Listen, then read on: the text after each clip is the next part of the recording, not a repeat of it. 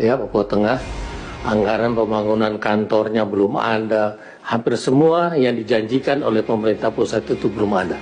Bagaimana kita mau evaluasi kalau anggarannya saja belum ada? Sehingga penganggaran untuk pemekaran di 4 provinsi itu ada yang sampai tidak ada anggarannya untuk Papua Tengah tadi. Ya, bayangkan untuk kantornya dan lain-lain sama sekali tidak ada dianggarkan sampai hari ini. Ini bagaimana ini? Sebenarnya karena ini janji kita sendiri pada waktu memekarkan 4 provinsi ini dengan disertai dengan pembiayaan yang ditanggung oleh pemerintah pusat. Tapi kok kenyataannya bisa terabaikan ya, terlupakan dan sebagainya. Bismillahirrahmanirrahim. Assalamualaikum warahmatullahi wabarakatuh.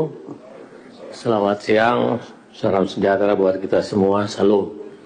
Om Swastiastu, Namo Buddhaya, salam kebajikan. Yang saya hormati Ketua Komisi dan para Wakil Ketua, yang saya hormati Ibu Menteri, Wakil Menteri, dan Pak Dirjen Otda, serta pejabat utama dari Kemendagri, yang saya hormati para gubernur dari wilayah Papua, khususnya semuanya yang hadir, yang saya hormati teman-teman anggota Komisi 2 yang saya cintai. Saya hanya beberapa masalah. Yang pertama, saya menggarisbawahi sesuai dengan hasil pemaparan dari para gubernur tadi. Saya minta maaf, Pak Ketua, ternyata saya lihat sederhana sekali. Dari sisi anggaran, khususnya kalau tidak salah tadi saya membaca Provinsi Papua Tengah. Ya, Papua Tengah, anggaran pembangunan kantornya belum ada. Hampir semua yang dijanjikan oleh pemerintah pusat itu belum ada. Bagaimana kita mau evaluasi kalau anggarannya saja belum ada? Sementara tahun ini terakhir kita punya evaluasi untuk otonomi daerah ini. Sungguh miris saya mendengarnya, membacanya, Pak. Artinya kita terus terang tidak komit, pemerintah pusat tidak komitmen dengan pernyataannya seperti tadi sudah disampaikan oleh Pak Komar, bahwa pada saat mau memekarkan daerah Papua, itu sudah dijanjikan untuk pembiayaan tertentu, khususnya infrastruktur, kantor, air minum, dan lain-lain. Yang lucunya, pada penganggaran setiap tahunnya, kok ini tidak terkawal? Ini siapa sebenarnya yang sangat keliru atau kurang sehingga penganggaran untuk pemekaran di 4 provinsi itu ada yang sampai tidak ada anggarannya untuk Papua Tengah tadi. Ya, bayangkan untuk kantornya dan lain-lain sama sekali tidak ada dianggarkan sampai hari ini. Ini bagaimana ini? Pak Ketua, ini barangkali perlu ada koordinasi, Pak, dengan Menteri Keuangan, Pak Mendagri, dan sebagainya. Ini dibicarakan khusus, Pak. Sebenarnya karena ini janji kita sendiri pada waktu memekarkan 4 provinsi ini dengan disertai dengan pembiayaan yang ditanggung oleh pemerintah pusat. Tapi kok kenyataannya bisa terabaikan ya, terlupakan dan sebagainya. Ini satu pelajaran ke depan ini, mudah-mudahan ke depan kita tetap komit dengan apa yang sudah kita lakukan di pusat, termasuk teman-teman di Kementerian KL, dan kita sendiri dari Komisi 2, untuk betul-betul ikut mengawal termasuk dalam penganggarannya. Supaya betul-betul mereka juga merasakan itu. Ini pelajaran-pelajaran ini tidak bisa dianggap enteng, karena dampaknya luar biasa. Ini khusus anggaran infrastruktur di daerah-daerah pemekaran. Demikian juga soal-soal lain. Saya yakin dan percaya para gubernur di dalam menata manajemen ASN pasti saat ini dalam kesulitan untuk mengisi perangkat-perangkat daerahnya.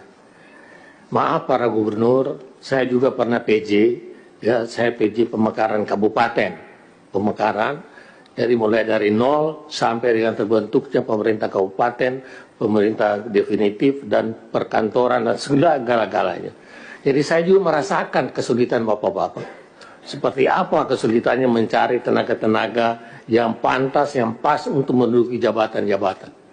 Apalagi dari satu provinsi melahirkan beberapa provinsi-provinsi baru yang lain. Pasti sumbernya dari satu atau dua, dari Papua Barat atau dari Papua Induk. Kemudian itu akan dibagi kepada 4 provinsi yang lain. Nah ini yang luar biasa. Nah mudah-mudahan dengan adanya nantinya pelatihan-pelatihan seperti saran dari Pak Komar dan Pak Taufik ya. Jadi saya kira itu barangkali bisa mengatasi masalah-masalah manajemen kepegawaian yang akan datang di provinsi-provinsi pemekaran. Nah, ini barangkali betul-betul harus menjadi perhatian yang serius khususnya bagi para gubernur daerah otonom pemekaran. Yang ketiga, saya ingin menggarisbawahi pernyataan dari Gubernur Papua Selatan yang tadi mengatakan bahwa provinsinya ada penilaian dari pemerintah pusat adalah termasuk rawan keamanan. Ya, begitu ya, Gubernur Papua Selatan. Oh, Papua Pegunungan, maaf, Papua Pegunungan. Kalau tidak salah begitu Pak Gubernur ya pernyataannya. Nah itu yang saya mau tanya Pak. Istilah rawan keamanan menurut kacamata Bapak sebagai gubernur terpilih saat ini itu seperti apa Pak? Jangan sampai kami ini hanya membaca berita-berita hoax dan berita-berita yang tidak bisa dipertanggungjawabkan. Karena menurut berita masih ada penghadangan, masih ada pembunuhan, masih ada pembalakan dan sebagainya. Barangkali ini bisa Pak Gubernur menceritakan sedikit supaya kami yang dari luar melihat, mendengar, ya bisa juga tenang, apalagi ada keluarganya di daerah Provinsi Papua secara keseluruhan dan ke Provinsi Papua Pegunungan secara khusus. Itu barangkali khusus untuk para gubernur.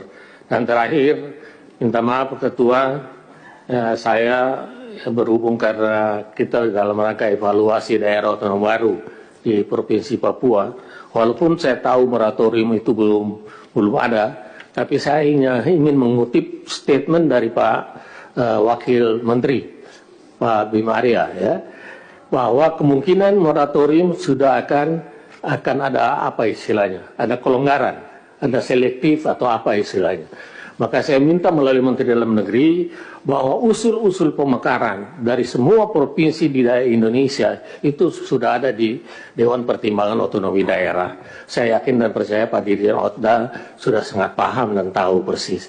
Dan beliau-beliau ini sudah sangat paham dan mahir dan sangat menguasai masalah sehingga barangkali melalui secara teknis dari Kemendagri mungkin rekomendasinya untuk pemekaran itu secara selektif juga sudah bisa dikeluarkan. Yang pantas untuk dimekarkan, yang tidak pantas, yang hanya gagah-gagahan dan sebagainya, ya itu barangkali sudah boleh dipertimbangkan sejak dini.